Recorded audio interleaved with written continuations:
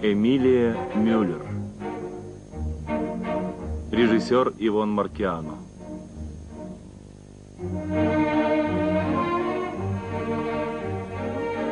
Здравствуйте. Здравствуйте.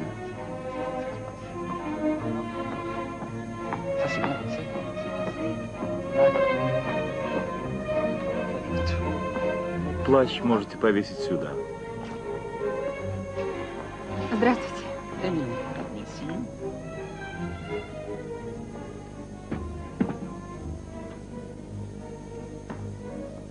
Прошу вас, садитесь. Добрый день. Садитесь. Как вас зовут? Эмилия Мюллер. Это ваше настоящее имя? Да. Вы актриса? Однажды я сыграла маленькую роль в театре, но сказать, что я актриса, наверное, нельзя.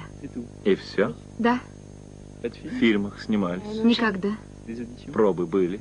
Нет, это первое. Специальное образование? Курсы актерского мастерства? Мне очень жаль. Нет. Как вы узнали, что мы ищем актрису? Мне сказала об этом подруга. Она хотела, чтобы я пошла с ней, настаивала, но сама не пришла. А вы все-таки пришли? Да, из-за сценария. Мужчина заперт в комнате, и женщина вместо него скитается по свету. Меня это так тронуло. Вы могли бы показать, что у вас в сумке? В моей сумке? Да. Я... Вам неприятно? Нет, нет. Вы находите, что это не скромно? Нет. Я должна все высыпать из сумки? Или как? Берите любой предмет и рассказывайте, почему он там и какие у вас ассоциации. Подождите, вы готовы? Мотор. Начинать?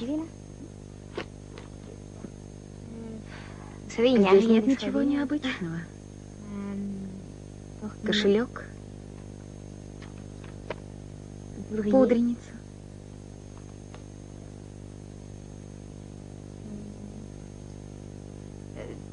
Утром я шла сюда через рынок. Там много разных фруктов, и яблоки были.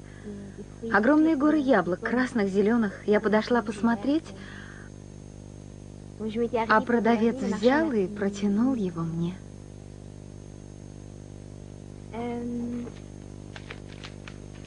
А это что? Это объявление. Вы что-нибудь ищете?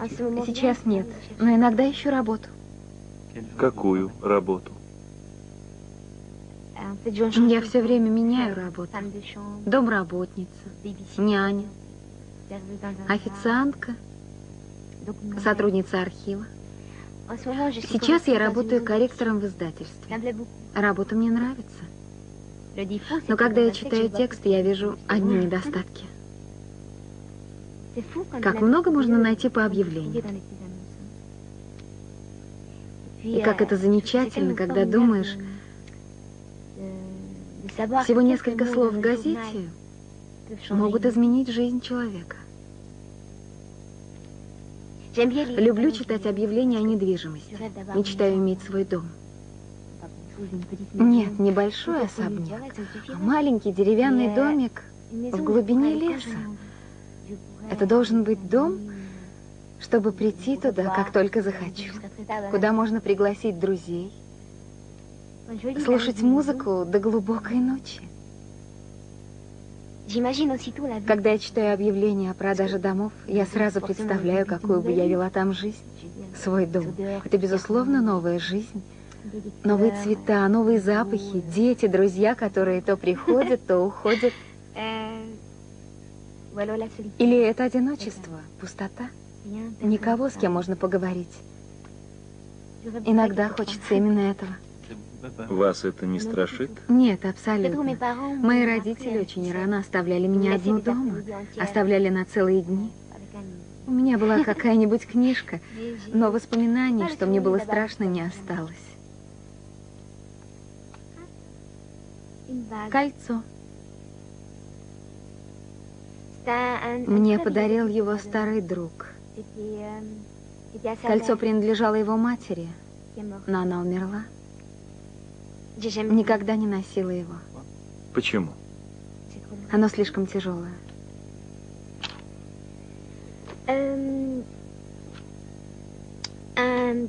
Билет на самолет. Старый билет? Нет, новый. Мне его прислал мой друг. Париж, Ницца и обратно. Не знаю, полечу или нет. Почему же? Он рассказывал, что у него старая квартира с видом на море, совсем как в кино. Если я полечу, то только чтобы посмотреть на могилу. На что? На могилу. Говорят, на окраине города есть старое кладбище. Там похоронен Матисс, художник Матисс. Его могила пуста, но рядом всегда стоит букет красных цветов. Кто-то, может, какая-то женщина каждый день приносит новые. Когда мой друг рассказывал, мне все захотелось увидеть самой. И вот вчера я получила этот билет. Но если я полечу, то вряд ли вернусь.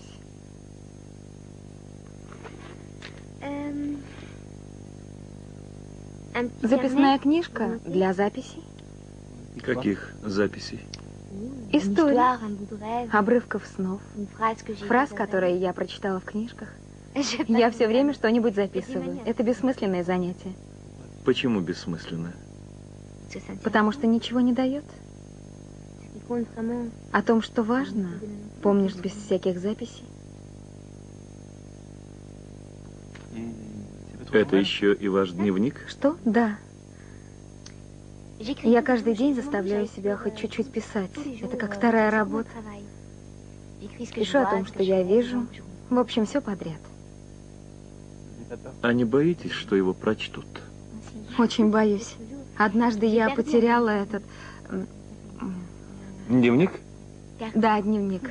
С тех пор мне снятся кошмары. Что его нашли и стали выяснять со мной отношения. Тут записаны страшные вещи, о которых я никому не говорила. А вы могли бы прочесть отрывок наугад?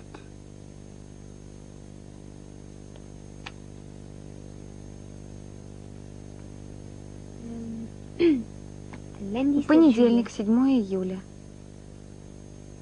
Я познала счастье, но это не принесло мне успокоения. Красиво, не правда ли? Это ваши слова? Нет, это Жюль Ренар. Я вычитала это в его дневниках. Ой, подождите, недавно я записала одну очень смешную фразу, я бы хотела найти ее. Кофе хотите? Нет, спасибо. Вы любите соблазнять? Если честно, кажется, нет. Но ведь все любят соблазнять.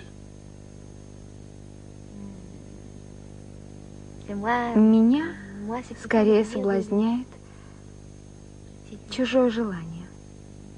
Как это? Как только кто-нибудь проявляет ко мне нежность, я не могу устоять, я бы хотела поступить иначе, но это сильнее меня. Наверное, мужчины пользуются этим. Тогда я бросаю их. Иногда это происходит неожиданно. Например? Для этого достаточно одного жеста. Они не обращают внимания, а мне этого достаточно, чтобы я поняла, что нас ничего не связывает. И потом вы не встречаетесь? Нет, я так не могу. Я постоянно пытаюсь снова увидеть людей, которых любила. Мне необходимо знать, что они делают, кем стали. Даже если я не вижу их многие месяцы.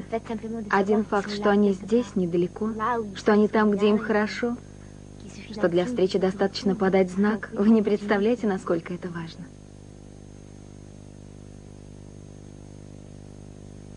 Если вычеркиваешь кого-то из своей жизни, оказывается, что вычеркиваешь часть своей жизни.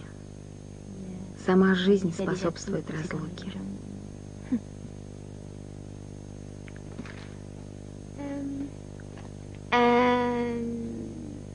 Ручка – подарок моего друга в день его рождения.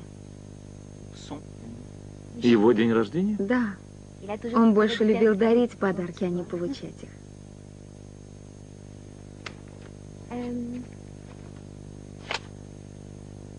Почтовая открытка от одной подруги. Я получила ее вчера.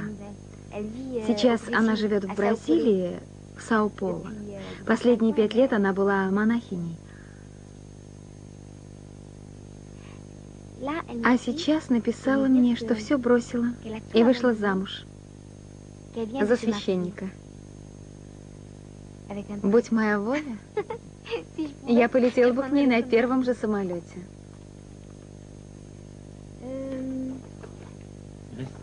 Что там еще?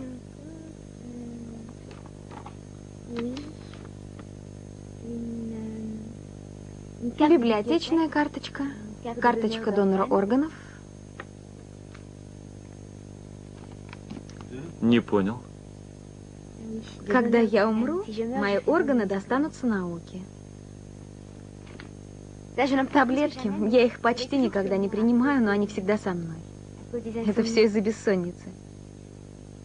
Самое ужасное время с 4 до 5 утра, когда под рукой нет ни интересной книжки, ни сухарей.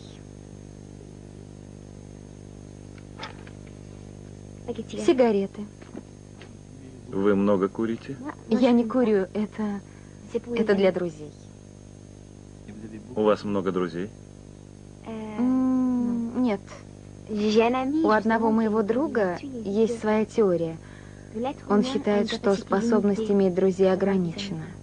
И если у вас появится новый друг, то вы потеряете кого-то из старых. Я с этим согласна. В жизни можно иметь 2 или 3 друзей. И еще. Какие качества мужчины вас больше всего трогают? Какие качества? Чтобы самого мужчину можно было чем-либо тронуть. И чтобы он умел восхищаться. В жизни важно уметь восхищаться. Но это касается не только мужчин. А у вашего друга есть такое качество? Кажется, есть. И какие у него недостатки? Эмилия Мюллер, дубль 2. Нам придется повторить, потому что кончилась пленка. Мы говорили о вашем друге. Какие у него недостатки? Его недостатки? Я знаю только один его недостаток, но он ужасен. Какой? Его любят все, но он не любит никого.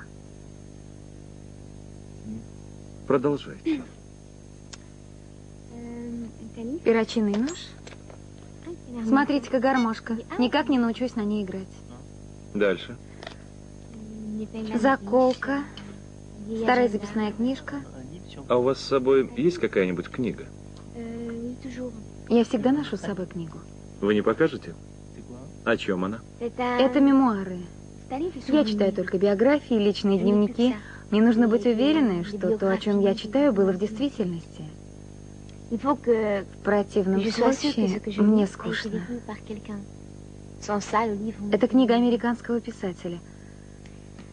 Он рассказывает, что его мать умерла, так и не прочитав ни одной строчки из его книг. И знаете почему? После выхода каждой книги он говорил, что следующее будет лучше и достойнее внимания его матери. Не правда ли это прекрасно? На самом деле я читаю очень мало книг целиком. Я постоянно перепрыгиваю с одной книги на другую. Почему? А вы уже встретили женщину своей мечты? Извините. Ту женщину, которая с первого взгляда затмила бы всех остальных. Представьте, что вы ищете такую женщину. Вы не знаете, какая она.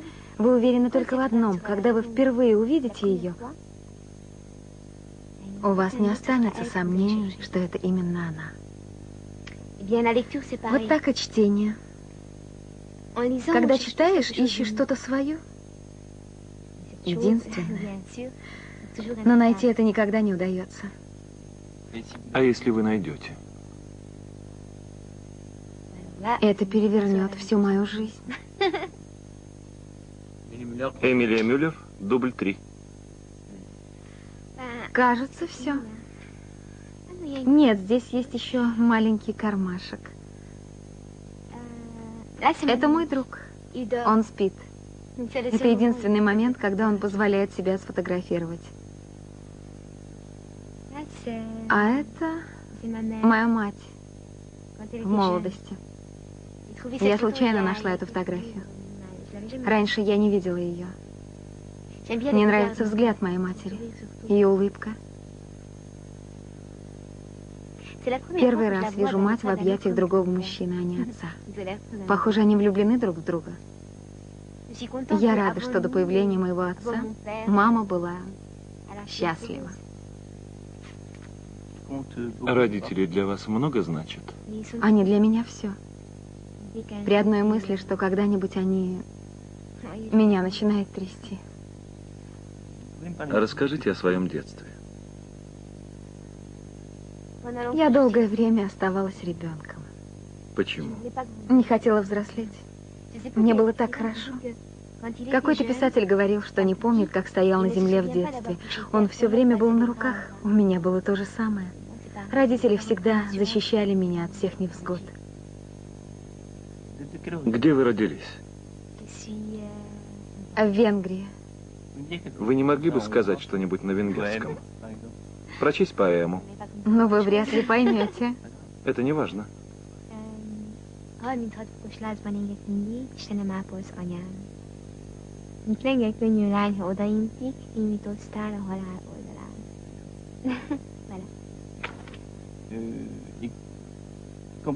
Скажите, кем вы хотели стать в детстве? Мы с братом хотели стать астронавтами. Мы все время смотрели на небо. Если бы нам предложили полететь к Венере, Марсу или Юпитеру, мы были бы самыми счастливыми людьми на свете. Не получилось? Нет, и кто бы знал почему? Все, 10 минут уже прошли. Вы свободны. Уже? Да. Благодарю вас. Спасибо, до свидания. До свидания. На выходе сидит молодой человек. Не забудьте оставить ему свой адрес. Я позвоню вам через неделю. Хорошо?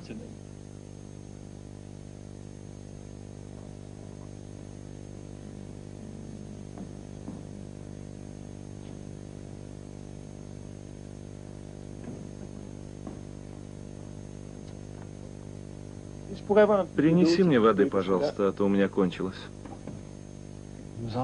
Осталось еще 4 девушки. Позвать следующую? Нет, подожди. Мне нужно передохнуть. Скажи им, это не займет много времени. Пусть подождут. Хорошо, я скажу. Оливье! Она забыла свою сумку, догони ее. Это не ее сумка. Ее, это она забыла. Это не ее сумка, я уверен. Она пришла без сумки. А чья же тогда?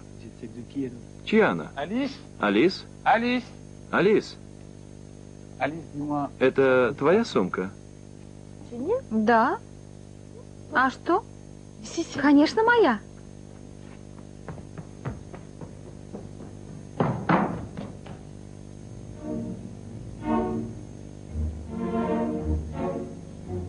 В роли Эмилии Мюллер Вероника Варга. В фильме также снимались Оливье Рамон, Мари Давид и Лиз Бераа. Оператор Пьер Беф. Сценарий Ивона Марсиано.